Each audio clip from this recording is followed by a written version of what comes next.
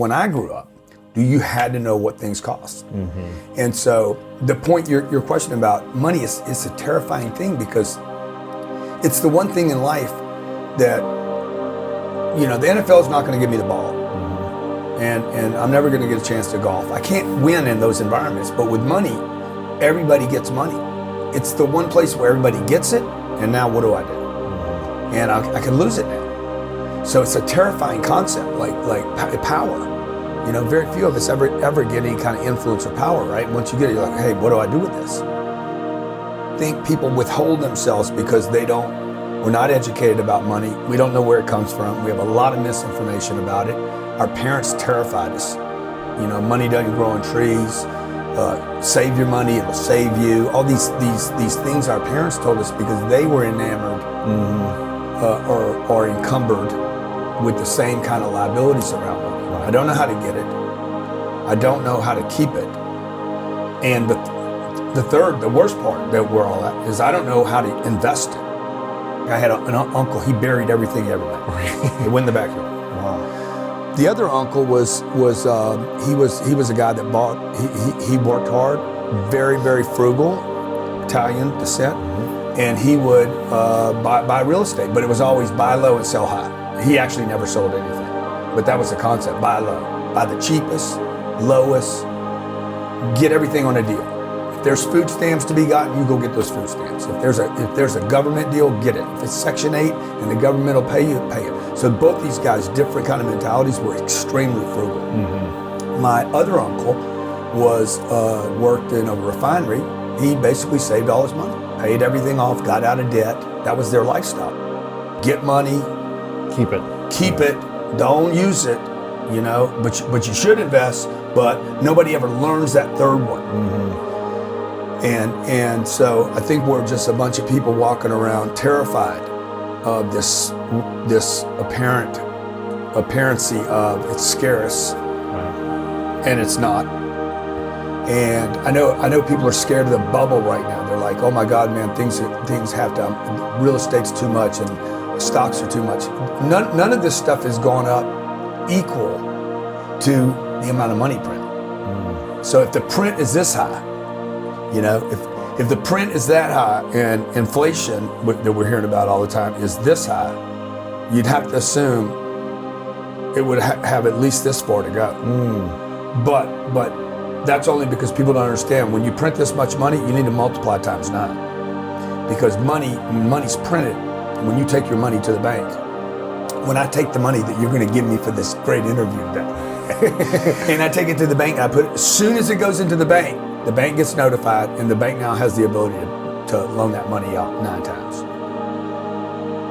And this is what our parents didn't understand, okay? So Bob or Betty goes out and they work and they do really well, and they make $200 grand a year. Maybe they're online doing online sales. Hustle, sell, trading their most valuable thing. This is what I did for 25 years, from 25 to 51 years old.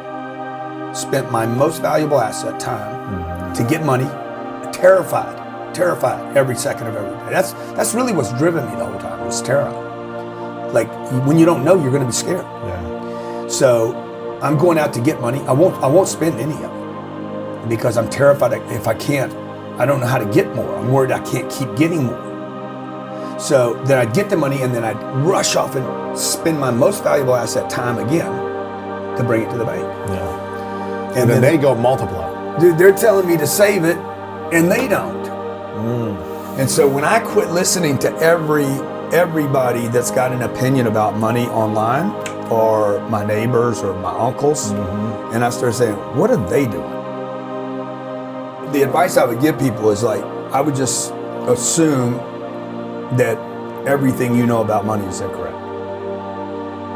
Buying a house is not what you should do. You should, one, I would scrape off that you don't know anything. Two, I would invest everything you can in you. It's tax deductible. You never lose it. The person's personal appreciation will always be bigger than any other asset class. I love that. Okay, Bitcoin can't match it. Real estate can't match it. My personal asset appreciation will always. It is infinite. Who knows? I could be the next male Oprah, or somebody watching could be the next rock or whatever, right? Like that. What is that appreciation value? It's straight up. Yeah. So the first thing people should invest money in, even use debt on, is their personal improvement. Number one, invest in yourself. Number two, I would invest in your business. Whatever your business is or your department, your division is. Like the first 30 years of my career, I didn't own a company, but I did invest in my department. Even though I worked for a company, I had a secretary. I didn't have the company pay for my secretary. I paid for that. I wanted her to work for me. It was my mom, by the way. And so invest in yourself, invest in yourself, then invest in your business or your department, your skill set. If it's your company, then invest in your company, even down to zero. Like I wouldn't keep money around. Okay. I wouldn't save for a rainy day. I wouldn't have an emergency account. I did all that. Why not? Because you don't need it. What you need is hustle. You need other people's money. You need to go knock on another door, make another contact. You don't need reserves of money. So what you need is cash flow. The third piece of advice is start investing in real assets. That cash flow, number two, that can appreciate. Three, that provide tax shelters. And if you look at those three criteria, Bitcoin doesn't cover it. Stocks probably don't cover it. Gambling doesn't. Right. That one, gold doesn't, silver doesn't. Real estate. NFTs don't. Yeah. NFTs don't, because they don't cash flow. That's why when you invested in NFTs and you're like, okay, they're cool, you're crossing your fingers hoping, but you don't see a check. With the real estate, I'm sending you a check every month. You're like, okay, I just got another check. You don't have to be in mystery. The most important thing is that people need to you gotta know that if you live in America and you're having a money problem, it is not because you're stupid. And it's not because you're lazy. What is it? It's because you have the wrong information. If you're losing at the table and there's other people winning there, okay, you just have the wrong data. And I believe that Americans, particularly Americans, have the wrong data about money. That they're financially, there's medical misinformation, there is financial misinformation in the marketplace that is perpetuated by the banks and the institutions, because every time you operate under their hypnotism, you benefit them, not your family. What do you do with $1,000, right? I think you just got to keep investing in you until now I'm making $3,000. Okay, boom, reinvest all that again. But what we do is we start taking it off the table, right? We save it, we don't invest it. So I think people just need to get on that cycle of okay, I'm going to keep repeating this activity. I'm going to reinvest some money in myself, go to the workshop or whatever. Monday, I got to be hustling again. Until, okay, now I got $4,000. Okay, now I got $5,000. Now the income's starting to pick up. Income has to pick up. The income should be an indication that whatever you're learning is helping you. That's interesting. Until one day you're like, okay, I have more money here than I can actually invest in myself. I can't, there's nothing I can go to get rid of this money. You need to get rid of that money. I started studying, hey, what do all these successful people have in common? Whether it was the mattress dealer, the car dealer, the furniture dealer, or Elon Musk, they spend money. They spend money, they spend a lot of money. And they don't worry about money the way I was worried about it. They used money, they used it. They didn't save it, they didn't hoard money. That's when I wrote, if you're not first, you're last, because when I started studying these companies, I'm like, Coca-Cola's everywhere. You can't go anyplace and not see Coca-Cola. And I was like this big. I was always thinking about what can I keep? And they were thinking about how many shells can we get on? How many eyeballs can we see? So that's when it all clicked for me, and that goes back to that thing about the financial misinformation, right? It's like, who am I studying? And that's when we started, open up the funds for went to New York City to go walk in Goldman Sachs and JP Morgan's offices. I wanted to walk in and see what it was like. These are multi-hundred billion dollar companies. Everybody told me, don't take people's money. Do not let investors invest money. Keep the whole deal for yourself. The second I walked into Goldman Sachs. Because all they're doing is getting investor money. That's all they do. Okay? And the difference is, what I do is I could go to Goldman Sachs. I was there. They would give me money. And I'm like, I'm not going to get money from them. I'm going to do what they did. So anyway, when I saw that, I'm like, okay, these are the richest institutions on the planet. They fund everything that happens. The company BlackRock's going to be, BlackRock and Vanguard, these are probably going to be worth $20 trillion each in the next handful of years. They'll own, they say they'll own 99% of all the assets on planet Earth. They're funding everything. Everything that happens on this planet, from media to pharmaceutical, is going to be funded by those two companies. Wow. So it just, when you're studying your rich uncle or the neighbor down the street, the think is only so big. And then when I started studying these other companies, I was like, okay, this is who, if you want to create that kind of legacy wealth and really help a lot of people, because they are in a position to help or hurt a lot of people. That's the scale you got to think in. Think money's going to save you.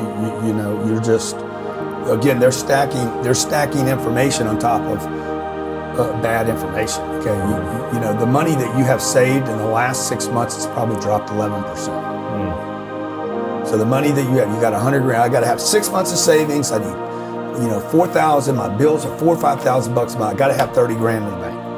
Got to have 30, but they really have 180.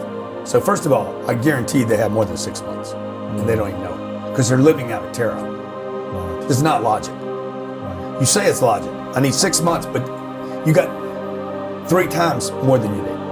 Sure. Number one. Number two, you've never had an emergency that cost you 30 grand in your lifetime. Very few people ever had that emergency. Everybody hears about it. Oh yeah, my guy got in a bud, this happened, blah, blah, blah. Car accident or this. But if you had assets, if you'd been investing in assets, you can always go use those assets for collateral to solve your cancer surgery. You can get a loan out from the bank. 100%. Or if you just took the money that you earned and keep reinvesting in assets that pay you, not assets that you wish one day will pay you, but assets that pay you every month. If you keep investing in that asset class, one day your cash flow will be your emergency account. End of every year, I dump all my cash out every year. I'm like, you need to get as close to zero as you can and replace it with assets that in January, if I dump out in December, January, I want a payment from that. It doesn't have to be a big payment. It just needs to be a drip off that asset. Something, yeah. So I'm not gonna buy a cup because the cup won't pay me.